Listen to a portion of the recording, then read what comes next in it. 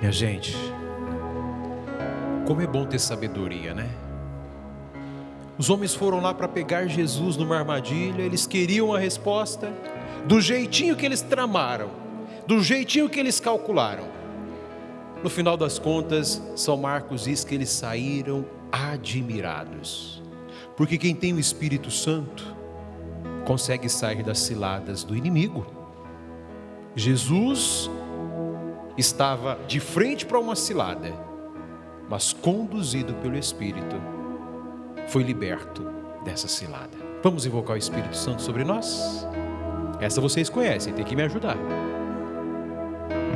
Assim como a coça suspira pelas águas, assim suspira minha alma no Espírito de Deus. Oh, enche-me, Espírito, oh, enche-me, Espírito, oh, enche-me, Espírito de Deus. Oh, enche-me, Espírito, enche-me, Espírito, oh, enche-me, Espírito de Deus. Vamos pegar uma outra? Segura aí. Quero mergulhar nas profundezas do Espírito de Deus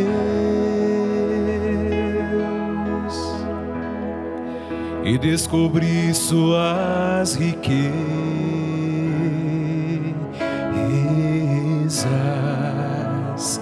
em meu coração e descobrir suas riquezas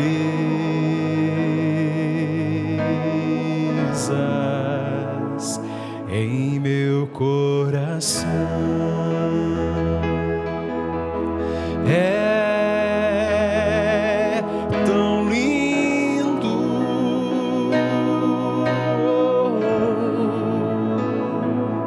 tão simples, brisa leve, tão suave, doce Espírito Santo de Deus, tão suave, brisa leve, doce Espírito Santo de Deus. E se deixar, a gente vai ficar cantando e não vai fazer homilia. Irmãos, como eu dizia na introdução, pela sabedoria de Deus, do Espírito Santo, Jesus não caiu na cilada que foi armada para ele.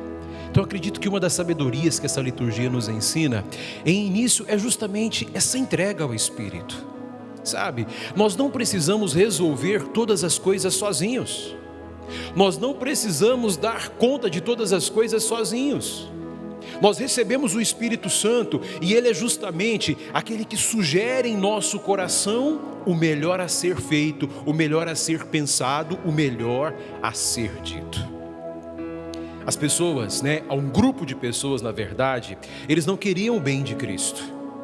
Tanto é que eles armaram não só essa, mas várias armadilhas. E onde que estava a armadilha? Eles primeiro chegaram elogiando, bajulando. Imagina se Jesus fosse uma pessoa fraca interiormente. Imagina se Jesus não fosse seguro de si e das coisas que ele precisava fazer. Ele cairia na bajulação. Às vezes nós somos assim. Às vezes nós somos tão carentes que a primeira pessoa que chega bajulando, a gente se derrete. Só que Jesus, e eles sabiam bem, conhece as pessoas por dentro, não é por fora. Logo Jesus identificou, peraí, tem muita seda nesse pano aqui. Eles estão me bajulando demais. E aí eles fazem a pergunta, e eles queriam saber, paga ou não o imposto? Vocês sabem, se Jesus dissesse, paga o imposto, as pessoas que acompanhavam Jesus iriam entender o quê? Que ele era um apoiador do sistema imperial romano, que queria cobrar o imposto. E o imposto, como naquele tempo, era pesado, era difícil. Então Jesus dissesse isso, pronto, as pessoas iam falar, tá lá com César. E se ele dissesse não? Ele iria ser reconhecido como subversor. E Jesus aproveita a ocasião, não tanto para falar ou para corrigir alguma coisa a respeito de impostos e taxas. Jesus aproveita a ocasião para dar uma lição e um esclarecimento, colocando as coisas no lugar. Ele pede a moeda. Vem cá, vocês têm uma moeda? Me dá a moeda. De quem é a imagem e as inscrições? Eles responderam de César. Agora venham comigo lá no livro do Gênesis. Vamos lá no comecinho. Ali na moeda tinha a imagem de quem? E quando Deus cria o homem, Deus cria o homem à sua imagem e semelhança. Vocês viram o que Jesus está querendo resgatar? Vem cá, o dinheiro, a moeda é de César, leva para ele. Agora, qual é a imagem que está dentro do seu coração? Jesus quer fazer a gente refletir a respeito disso, meus irmãos e minhas irmãs. Existem coisas que pertencem a César? Sim. Existem coisas que pertencem a esse mundo? Sim. Esse mundo tem os seus donos? O próprio Jesus vai dizer que esse mundo tem os seus donos. A questão é, nenhum ser humano pertence a este mundo. Todo ser humano tem cravado dentro de si uma imagem, que é a imagem de Deus, é a imagem de Jesus. Sabe o que essa liturgia nos ensina? A cuidar dessa imagem, minha amiga.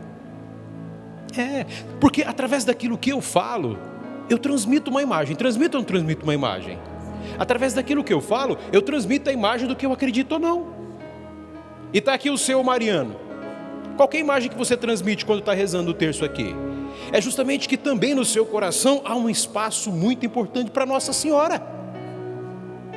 Mas na nossa vida toda, o que precisa de fato aparecer é essa imagem de Deus.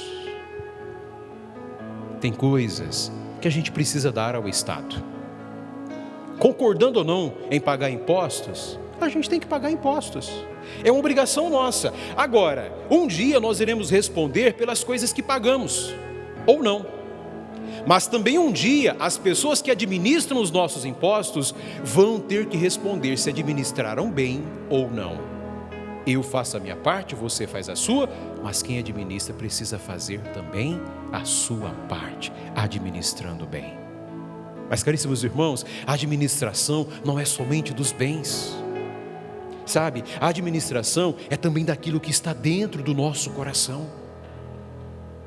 São Pedro, na primeira leitura, ele coloca aqui um questionamento muito interessante. Eu quero ler para vocês. Olha só o que São Pedro vai dizer para nós. Caríssimos, esperais com anseio a vinda do dia de Deus, quando os céus em chamas se vão derreter e os elementos consumidos pelo fogo se fundirão? É isso que nós estamos esperando? O fim do mundo? Pedro vai dizer, o que nós esperamos de acordo com a sua promessa são novos céus e uma nova terra. E ele termina, procurai crescer na graça e no conhecimento de nosso Senhor Jesus Cristo. Muita gente fala, a gente tem que destruir esse mundo para começar tudo de novo. Não sei se vocês entendem um pouco de astronomia, isso aqui não vai acabar tão cedo, só está no começo, graças a Deus. Nós vamos passar tudo e esse mundo vai ficar do jeito que está, talvez vai melhorar, eu acho que vai melhorar, tenho essa esperança. Mas sabe de uma coisa? Como que a gente faz um céu novo e uma terra nova? Melhorando a nós mesmos. Santo Agostinho dizia, nós summus tempora. Ele dizia, significa, nós somos o tempo.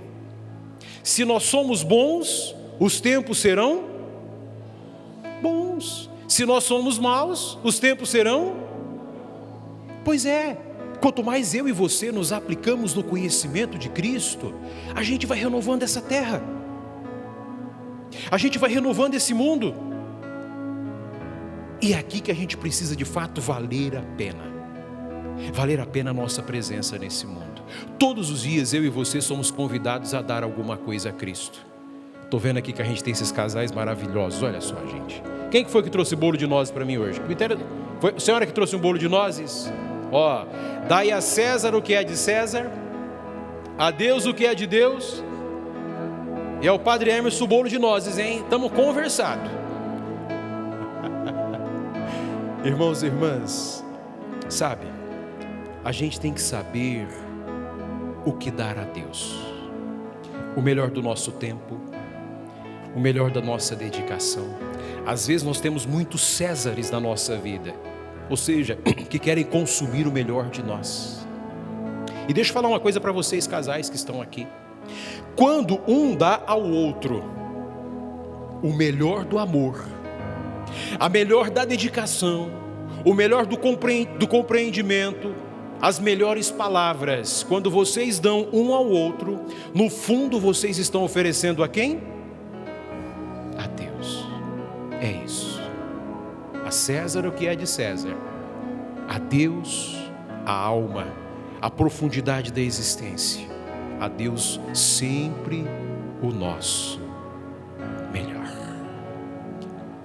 Lembram-se que Jesus fala de uma mulher que perdeu uma moeda, lá no capítulo 15 do Evangelho de São Lucas, e essa mulher varre a casa inteira para procurar uma moeda? Lembram-se?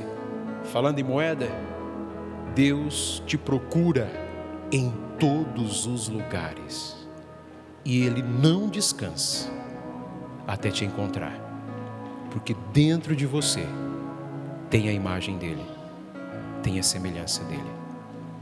Valorizemos as pessoas que Deus nos deu, porque também cada pessoa tem um valor inestimável para Deus, e cada pessoa precisa ser amada e respeitada na sua condição.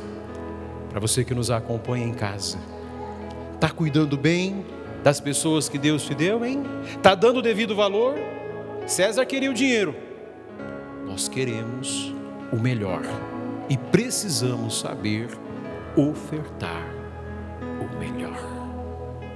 Amém? Jesus manso e humilde de coração,